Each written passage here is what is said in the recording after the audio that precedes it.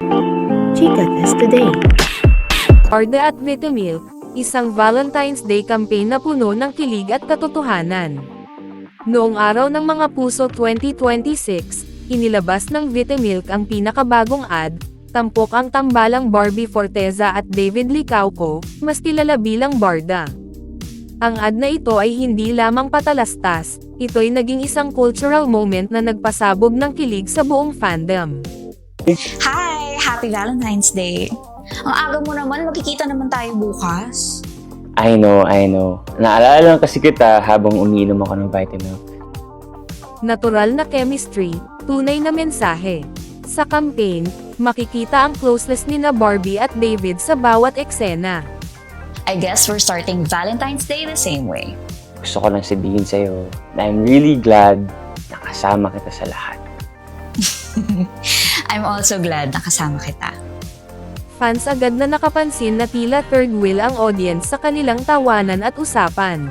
Ang mga linya, gaya ng sinabi ni Barbie na, "Ikaw ang pahinga ko sa lahat ng pagod at stress ko sa buhay," ay nagmistulang usapang magkasintahan sa totoong buhay.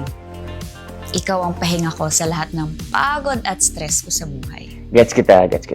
Kasi yung mga days din na pagod ako. But, you always know how to make my days extra sweet. Ang pinaka-highlight, ang "I love you" ni David sa huli. Happy Valentine's Day!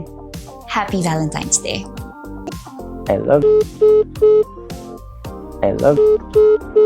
Simple, natural, at mula sa puso, pero sapat para magpasabog ng kilig sa Barda Natex.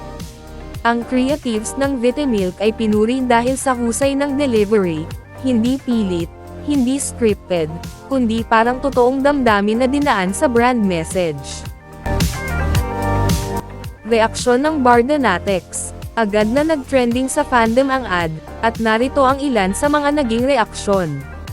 Mukhang totohanan na ang mga dialogue ng Barda. Sobrang sweet at nakakakilig lalo na sa bandang huli.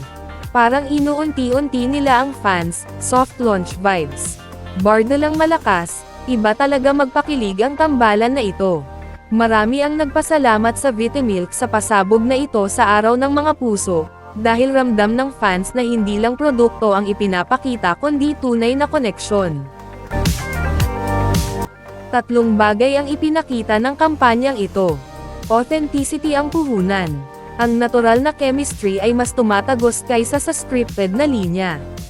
Community ang lakas. Fan reactions ang nagpapatuloy ng momentum at engagement. Creativity builds trust. Ang husay ng creative sa paghatid ng mensahe mula sa puso ay nagpatibay sa brand equity ng Vitamilk. Conclusion. Ang Valentine's Day ad ng Vitamilk kasama ang Barda ay naging higit pa sa isang campaign, ito'y naging sweet message para sa fandom. Sa bawat linya, bawat tawa, at bawat kilig moment, pinakita ng Vitamilk na ang tunay na brand storytelling ay nakaugat sa connection at authenticity.